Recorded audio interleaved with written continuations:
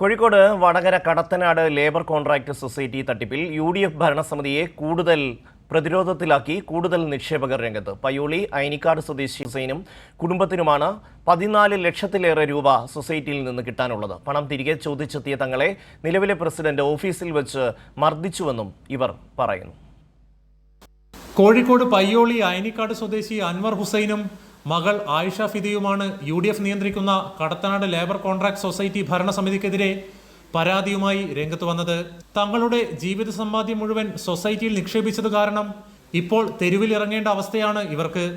കടുത്ത ആരോഗ്യ പ്രശ്നങ്ങൾ നേരിടുന്ന അൻവർ ഹുസൈൻ കൃത്യമായ ഒരു വരുമാനം ലക്ഷ്യമിട്ടാണ് ലക്ഷക്കണക്കിന് തുക UDF നിയന്ത്രിക്കുന്ന സൊസൈറ്റിയിൽ നിക്ഷേപിച്ചത്. എന്നാൽ ലാഭവിഹിതം നിലയ്ക്കുകയും പണം തിരികെ ലഭിക്കാതാവുകയും ചെയ്തതോടെ ഈ കുടുംബം കടുത്ത പ്രതിസന്ധിയിലായി. നിരന്തരമായ ആവശ്യങ്ങൾക്കൊടുവിൽ 5 ലക്ഷം രൂപ പല തവണകളായി തിരികെ നൽകിയെങ്കിലും ബാക്കി 14 ലക്ഷത്തിലധികം രൂപ നൽകാൻ സൊസൈറ്റി ഡയറക്ടർമാർ തയ്യാറാകുന്നില്ല.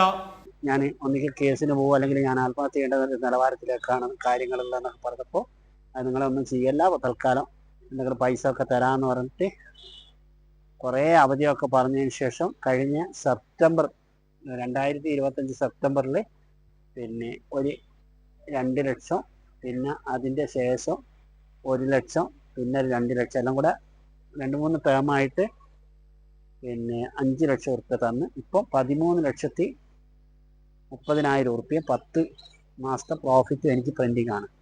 തട്ടിപ്പ് പുറത്തായതോടെ പോലീസിൽ പരാതി നൽകാൻ അൻവർ ഹുസൈനും കുടുംബവും ശ്രമിച്ചിരുന്നു. എന്നാൽ കേസായാൽ തുക ലഭിക്കാൻ വർഷങ്ങൾ നീളുമെന്നും പണം വേണമെങ്കിൽ പരാതി നൽകരുതെന്നും പറഞ്ഞ് കോൺഗ്രസ് ഭാരവാഹികൾ ഇവരെ ഭീഷണിപ്പെടുത്തി പിന്തിരിപ്പിക്കുകയുമായിരുന്നു. ഏറ്റവും ഒടുവിൽ ബാക്കി തുക ചോദിച്ച് സൊസൈറ്റി ഓഫീസിലെത്തിയ തന്റെ പിതാവിന് ക്രൂരമായ മർദ്ദനമാണ് നേരിടേണ്ടി വന്നതെന്ന് മകൾ ആയിഷ ഫിദ വെളിപ്പെടുത്തുന്നു. അന്ന് ഉപ്പ ഫണ്ടിന്റെ ചോദിച്ചപ്പോ ഒന്ന് ഓഫീസിൽ നിന്ന് അവര് തമ്മിൽ കുറച്ച് വാക്കേറ്റുണ്ടായി. ഉപ്പ ഒരു രോഗിയാണെന്ന് പോലും നോക്കാതെ അയാൾ പിടിച്ചുന്തി, ബഷീർ അഹമ്മദ്. എന്നിട്ട് ഉപ്പാന്റെ കയ്യിലൊരു ഫ്രാക്ചറും വന്നിട്ടുണ്ടായിരുന്നു. ഇപ്പം ജീവിക്കാൻ ചെലവിന് പോലും പൈസ ഇല്ലാത്തൊരവസ്ഥയാണ്. രോഗബാധിതരായ പാവപ്പെട്ട മനുഷ്യരെയും സാധാരണക്കാരെയുമാണ് കോൺഗ്രസ് നേതാക്കൾ സൊസൈറ്റിയുടെ ഭാരവാഹികൾ എന്ന വ്യാജേന വലയിലാക്കിയത്. ചികിത്സ പോലും മുടങ്ങുന്ന അവസ്ഥയിൽ കടുത്ത പ്രയാസത്തിലാണ് ഈ കുടുംബം ഇപ്പോൾ.